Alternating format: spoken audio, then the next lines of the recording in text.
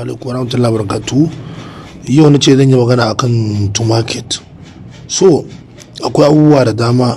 To market yau sun faɗa Allah yadda nan da kwana 14 zuwa 13 ya rage a gama to market. 2 September za a yi snapshot, mining zai tsaya Allah yadda, sai kuma announcing na date. Yanzu muna 20 August, so akwai sauran kwana 10, ina tunanin 4 yau gama mining na to market.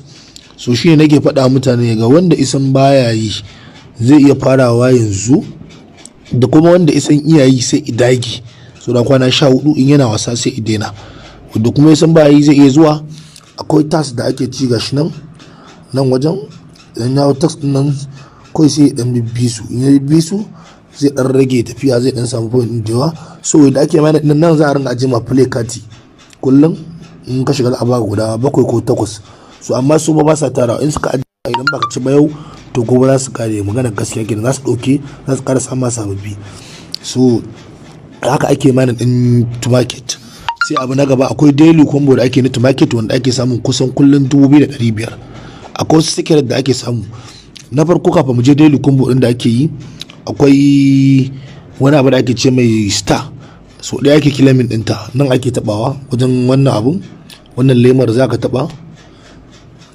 To ni gashi nan ina da star guda 4 ce, ina tunanin ba ta da yawa amma alhamdulillah. So sai ne back, idan ne back akwai daily combo da ake daily combo din kullun suna bada code ne, sai dai ku ringa bibiyan mu, za mu ringa sa bidiyo. Na farko ana amfani da bishiya wani zubin, sannan kuma zuwa ana amfani da wannan dan mutumin kamar magen nan, sannan ana amfani da wannan dan alamun kanan da yake fitowa ta nan, su ne a wajen daily combo din su. So yau sun sa daily combo na 20 August, bara mu tafi mu gaya daily combo din yake yadda yake. Yau ina tunanin za ka taɓa wannan bishiyar su 3 ne, 1 2 3, sai ka taɓa wannan so daya. Kun gani, you have unlocked the tomato secret. So gashi nan sai ne open code. Kun gani na samu yugot, na samu 2500. So kun zai je kan balas zai zauna.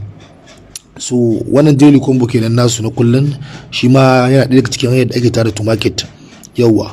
So saboda hanyoyi 3 ne da mafi yawan hanyar da aka tara to market.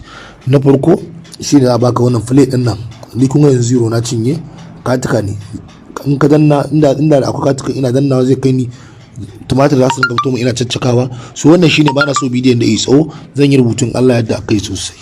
Madalla.